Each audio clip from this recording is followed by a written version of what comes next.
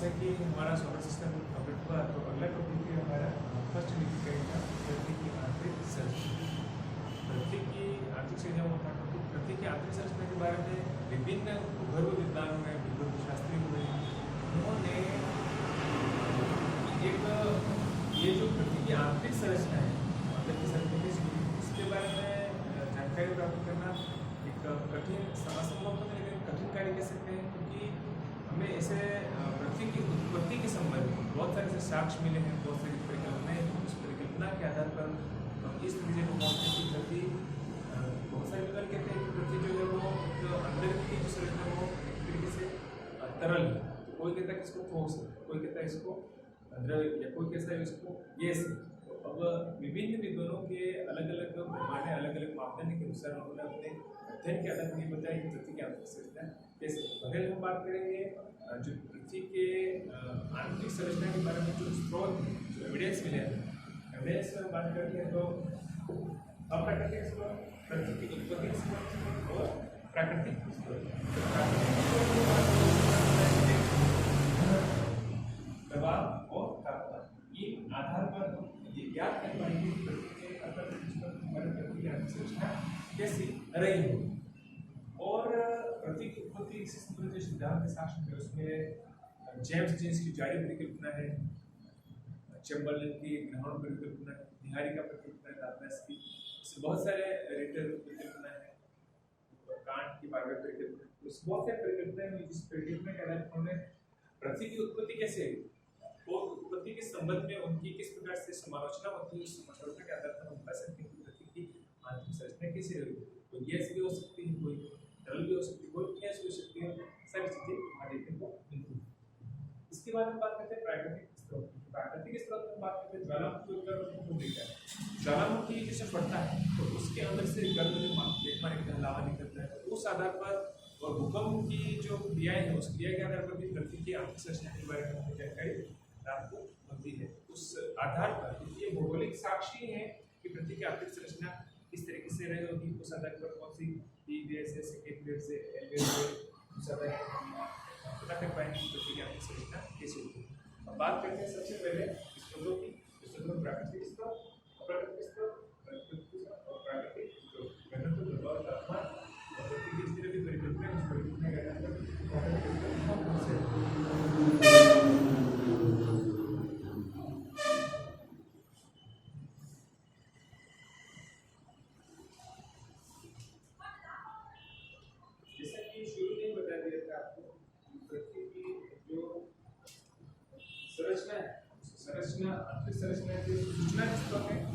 पृथ्वी की आंतरिक संरचना वास्तविक स्थिति और उसकी बनावट के विषय में सही ज्ञान प्राप्त करना असंभव ही नहीं, कठिन कार्य अवश्य है। मैंने बताया क्योंकि पृथ्वी का आंतरिक भाग मानव के लिए दृश्य नहीं, मानव के लिए दिखता ही नहीं है। इस वजह से पृथ्वी के आंतरिक भाग अंदर से हम गए नहीं, क्योंकि ड्रिलिंग भी इतना ज्यादा हुआ नहीं जिस वजह से हम बता देंगे कि इतना पृथ्वी की आंतरिक संरचना ऐसी रही हो।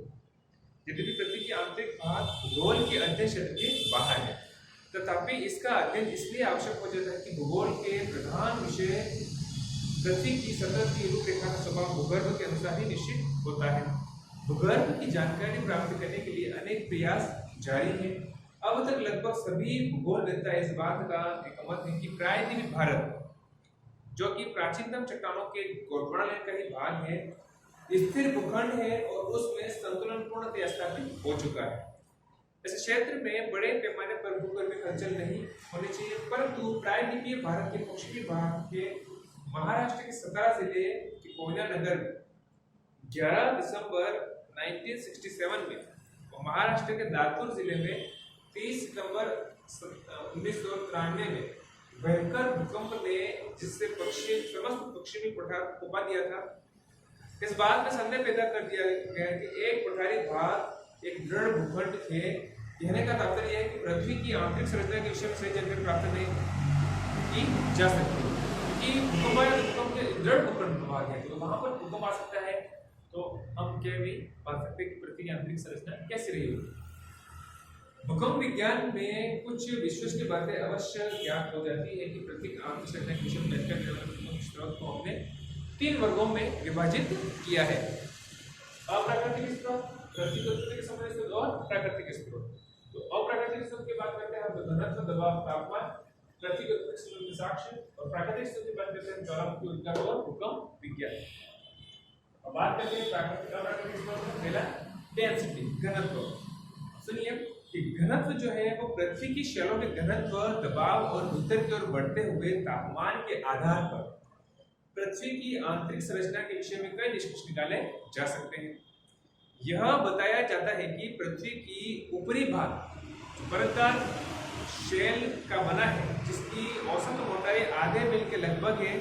कहीं कहीं पर यह मोटाई कई मील भी है।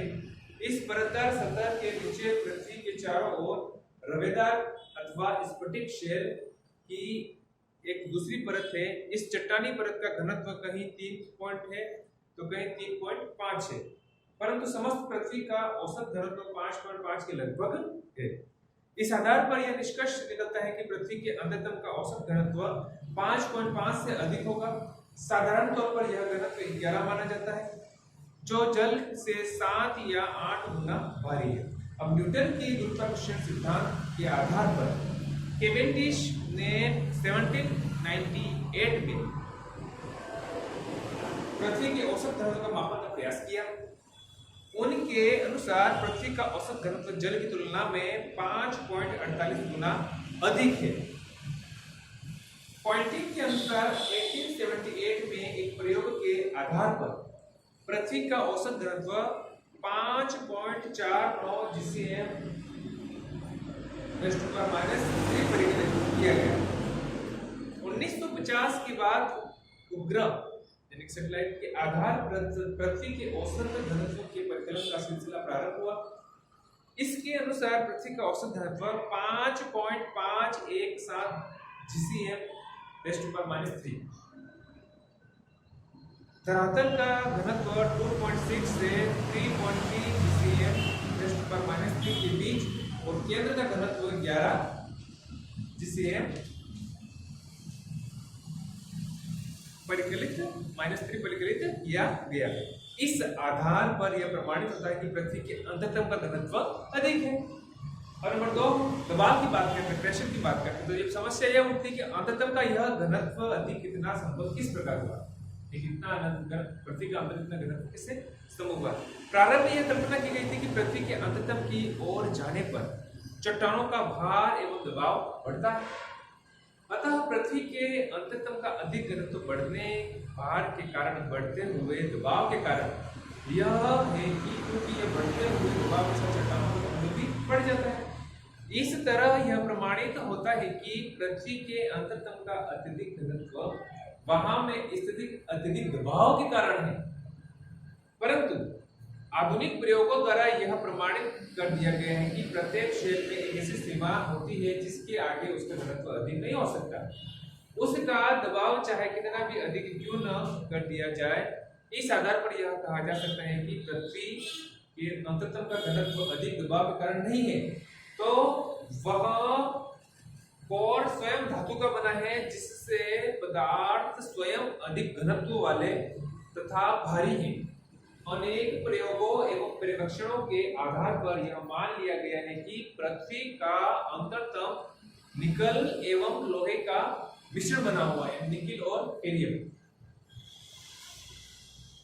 यह तथ्य पृथ्वी की चुंबकीय दशा को भी प्रमाणित करता है, क्योंकि लोहा तथा निकल प्रधान चुंबकीय पदार्थ है। इस धातु निर्मित अंतरतम के चारों ओर शेल की एक दूसरी परत है, जिसका कम से कम ऊपरी भाग रवेदार शेलों का अवश्य बना है। अब बात करते हैं हम तापमान की। तो तापमान जो है वो सामान्य रूप से यह विदित होता है कि ड्रिलिंग और माइनिंग से उपयुक्त विवरण के आधार पर पृथ्वी की बाह्य सतह से नीचे की ओर गहराई पर जाने पर औसत रूप से जो तापमान में प्रति 100 मीटर से 2 डिग्री सेंटीग्रेड से 3 डिग्री सेंटीग्रेड की दर से बढ़ता है, परंतु 8 किमी से अधिक गहराई पर जाने पर तापमान की वास्तविक वृद्धि दर का पता लगाना कठिन हो जाता है। अब वैज्ञानिक परीक्षणों के आधार पर महाद्वीपीय क्रस्ट में तापमान की वृद्धि दर का परिकलन भूताप ग्राफ के आधार पर किया गया है। इस विधि से प्राप्त विवरणों के आधार पर यह साधारणीकरण किया गया है। नंबर वन विवर्तनिक रूप से सक्रिय क्षेत्रों में तथा संयुक्त राज्य अमेरिका का बेसिन एडम रेंज प्रोवांस सतह से 43 किमी की गहराई पर तापमान 1000 डिग्री सेंटीग्रेड रहता है, जबकि विवर्तनिक रूप से स्थिर प्रदेशों में 40 किलोमीटर की गहराई पर तापमान 500 डिग्री सेंटीग्रेड ही रहता है। इस विवरण से महाद्वीपीय क्रस्ट के व्यवहार के विषय में महत्वपूर्ण ज्ञान प्राप्त होता है। विवर्तनिक रूप से सक्रिय क्षेत्र में क्रस्ट में 40 किलोमीटर की गहराई पर 1000 डिग्री सेंटीग्रेड तापमान गंभीर क्रस्ट और मेंटल के शैलो खासकर बेसाल्ट तथा पेरियोडोटाइट के प्रारंभिक गलना के करीब होते हैं। इस तरह क्रस्ट के गर्म क्षेत्र में विवर्तनिक घटना तथा ज्वालामुखी क्रिया तथा गलनांक के करीब तापमान में गहरा संबंध स्थापित होता है। अतः अपेक्षाकृत कम तापमान क्षेत्र दीर्घकालिक भूगर्भित विवर्तनिक स्थिरता से संबंधित है। अब बात करते हैं हम महाद्वीपीय क्रस्ट। महाद्वीपीय क्रस्ट में उमड़ते मैग्मा से उच्च तापमान के शीतलन से तापमान प्रभावित होता है। महासागरों में जल की तली में तथा उसके नीचे क्रस्ट के ऊपरी भाग अर्थात मैग्मा पट्टल के ऊपरी भाग में 0 डिग्री सेंटीग्रेड तापमान का अनुमान लगाया जाता है, जबकि मैग्मा पट्ट के निचले भाग में जिसका संपर्क नीचे स्थित आंशिक रूप से निचले दुर्बलता मंडल से होता है, तापमान 1200 डिग्री सेंटीग्रेड रहता है, जो गलनांक के करीब है। यदि गहराई के साथ तापमान की सामान्य वृद्धि का आकलन किया जाए तो 2900 किलोमीटर की गहराई पर 25,000 डिग्री सेंटीग्रेड तापमान होना चाहिए, परंतु ऐसा नहीं है। इससे एक तथ्य सामने उभर कर आता है कि अधिकांश रेडियो सक्रिय तत्व पृथ्वी की सबसे ऊपरी परत में ही केंद्रित हैं, जिनके द्वारा अत्यधिक ऊष्मा जनित होती है। इससे प्रकट होता है कि तापमान के गहराई के साथ वृद्धि की दर घटती जाती है। पृथ्वी के आंतरिक भाग में तापमान की स्थिति के विषय में निम्न तथ्य प्रस्तुत किए जा सकते हैं। कौन कौन से? नंबर वन ये है कि दुर्बलता मंडल यानी कि स्पष्ट या आंशिक रूप से गलित या गलित है। 100 किमो की गहराई पर तापमान लगभग 110 से 1200 डिग्री सेंटीग्रेड है, जो प्रारंभिक गलनांक के करीब है।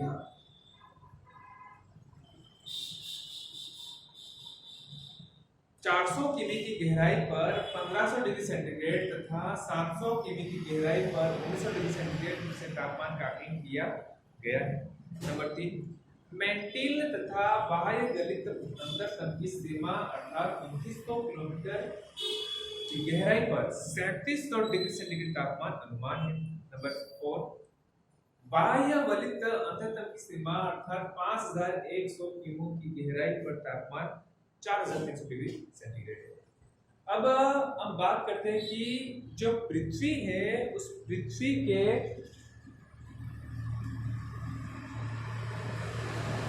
ऊष्मा का जन्म और स्थानांतरण है वो किस तरीके से कंट्रीब्यूट करता है। तो पृथ्वी के आंतरिक भाग में ऊष्मा का जनन मुख्य रूप से रेडियो सक्रिय पदार्थों तथा गुरुत्व बल के तापीय ऊर्जा में परिवर्तन से होता है। यह विश्वास किया जाता है कि लगभग 4.5 बिलियन वर्ष पूर्व पृथ्वी के आंतरिक भाग का प्रारंभिक तापमान लगभग 1000 डिग्री सेंटीग्रेड ग्रहीय संवर्धन प्लैनेटरी एक्शन तथा रुद्धोष्म संपीड़न एडियाबैटिक कंप्रेशन की प्रक्रिया द्वारा जनित रहा होगा। आगे चलकर रेडियो सक्रिय पदार्थों द्वारा पृथ्वी के आंतरिक भाग की ऊष्मा में वृद्धि प्रारंभ हुई। लगभग 4 से 4.5 बिलियन वर्ष पूर्व पृथ्वी की अंतर तथा मेंटिल का अलगाव हुआ होगा, जबकि लोहे का तापमान बढ़कर गलनांक को प्राप्त हुआ। इस तरह गलित लोहे के अंततम में डूबने के कारण 2 × 10⁻37 अर्ग गुरुत्व बल ऊष्मा के रूप में मुक्त हुई होगी, जिसके कारण पृथ्वी के अंततम पदार्थों का बड़े पैमाने पर पिघलाव तथा पुनर्गठन होने से विभिन्न मंडलों अंततम मेंटिल और क्रस्ट का निर्माण हुआ होगा। अब पृथ्वी के बाह्य मंडल अर्थात क्रस्ट में प्रमुख चट्टानों ग्रेनाइट, बेसाल्ट तथा पेरिडोटाइट हैं, जिनमें रेडियोएक्टिव पदार्थ तथा यूरेनियम, थोरियम, पोटेशियम आदि सर्वाधिक मात्रा में है। ग्रेनाइट में ये पदार्थ सबसे अधिक होते हैं। यूरेनियम बराबर 4 ppm, थोरियम 13 ppm और पोटेशियम 4 ppm। इसके विघटन से ऊष्मा जनित होती है। इस प्रक्रिया से ग्रेनाइट के प्रत्येक ग्राम से 300 अर्ग प्रति वर्ष तापीय ऊर्जा उत्पन्न होती है। यदि पृथ्वी के बाह्य मंडल में ग्रेनाइट की 20 किमी मोटी गोलाकार कोशिका की कल्पना की जाए तो उक्त प्रक्रिया से जनित कुल तापीय ऊर्जा 10⁻28 अर्ग होगी। इस तरह स्पष्ट है कि महाद्वीपीय भागों से जो ऊष्मा बाहर की ओर प्रवाहित होती है उसका जनन ग्रेनाइट शब्द से रेडियो सक्रिय पदार्थों से होता है, परंतु सागरीय निकाल से प्रवाहित होने वाली ऊष्मा का जनन और अधिक रफ्तार से होता है, क्योंकि महासागरीय क्रस्ट में ग्रेनाइट नहीं होती। अब हम बात करते हैं कि पृथ्वी के आंतरिक भाग से जो ऊष्मा का प्रवाह बाहर की ओर होता है, स्मरणीय है कि ठोस भाग में ऊष्मा की ऊर्जा एटम के कंपन के रूप में होती है। शेल ऊष्मा की अच्छी चालक नहीं होती। मात्र 10 मीटर मोटी शेल परत से ऊष्मा के स्थानांतरण में 3 वर्ष का समय लगता है। इसी तरह 100 मीटर मोटे लावा प्रवाह को शीतल होने से 300 वर्ष लगते हैं। 400 किलोमीटर मोटी शेल कोशिका के निचले भाग से ऊपरी भाग में ऊष्मा के प्रवाह के लिए 5 मिलियन वर्ष लगेंगे। यदि पृथ्वी का शीतलन केवल संचालन विधि से होता तो 400 किलोमीटर की अधिक गहराई से ऊष्मा आज तक समय पर नहीं पहुंच पाई होती। अब पृथ्वी के आंतरिक भाग से बाहर की ओर ऊष्मा का स्थानांतरण विकिरण विधि से अच्छी तरह नहीं हो सकता, क्योंकि पृथ्वी के आंतरिक भाग के अधिकांश खनिज अपेक्षाकृत अपारदर्शी होते हैं। ऐसे पदार्थों से विकिरण द्वारा ऊष्मा का ह्रास या प्रवाह अच्छी तरह नहीं हो सकता। अब पृथ्वी के स्थानांतरण की तीसरी संभावना संवहन की प्रक्रिया हो सकती है, परंतु संवहन प्राप्त तरल से ही उत्पन्न होता है। पृथ्वी के क्रस्ट के ठोस प्रारूप का देखकर संवहन की प्रक्रिया संदिग्ध लगती है, परंतु प्लेट विवर्तनिक प्लेट टेक्टोनिक्स सिद्धांत के प्रकाश में आने से सागर तल के प्रसरण का